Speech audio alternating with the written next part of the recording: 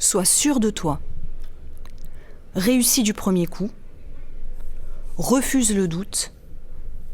Tiens ta ligne. Défends-toi. Refuse. Nie tout. Je suis toujours étonnée des injonctions extrêmement rudes transmises par la société à l'enfant et à l'adolescent.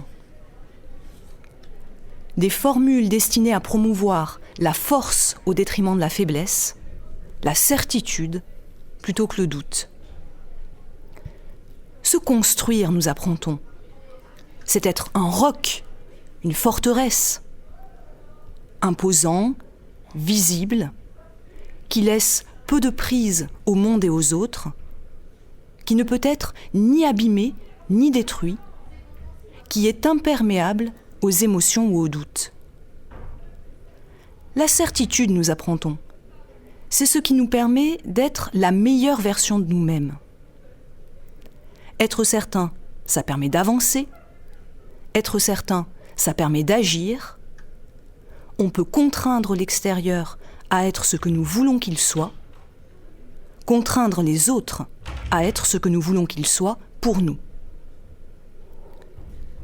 Nos modèles politiques ont été nourris à cette école de la certitude et de la force. Réussir seul, écraser les concurrents, camper sur ses positions, fermer ses frontières, piller les ressources, envahir une capitale, faire usage des forces nucléaires. Guerre, destruction, chaos, folie. Ce n'est pas le doute qui rend fou, c'est la certitude.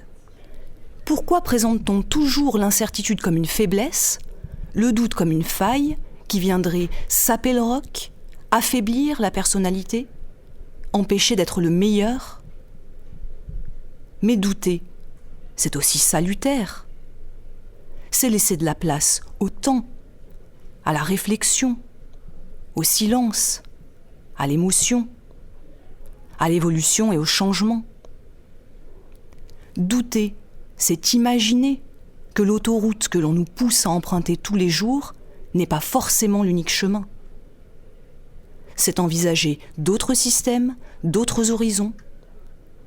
C'est accepter que l'extérieur ne se plie pas à nos désirs, mais nous déstabilise et nous fasse évoluer. Je me souviendrai probablement toujours de Raphaël, mon élève de 6e, extrêmement sensible. Un garçon, à qui l'on a appris la certitude.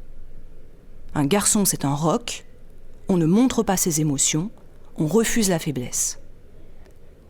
Sauf que Raphaël est encore un enfant et que sa sensibilité fait partie de son caractère, qu'elle ne s'effacera pas. Elle pourra être contenue, réprimée, étouffée, torturée, mais pas supprimée.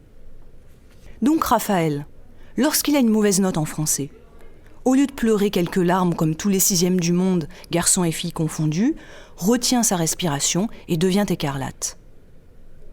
Il se mord les lèvres, fixe sa table pendant près de 30 minutes, sans bouger, dans la même position, lorsqu'il a des mauvaises notes en français, régulièrement.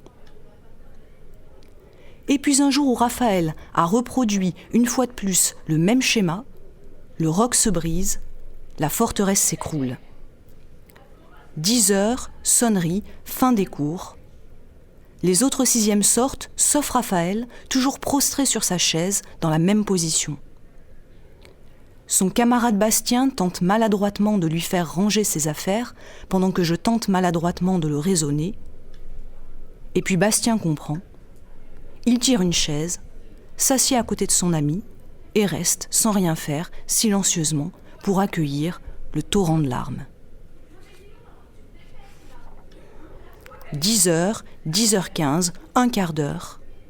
Un quart d'heure pour défaire l'éducation de la certitude, pour tenter d'en réparer les ravages, pour immiscer le doute et faire percevoir que peut-être,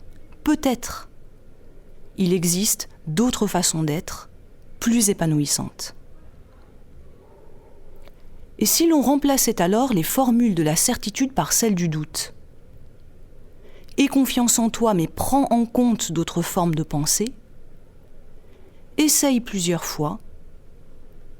apprivoise le doute, écoute aussi l'autre, accueille quand tu peux ce qui t'est étranger, accepte.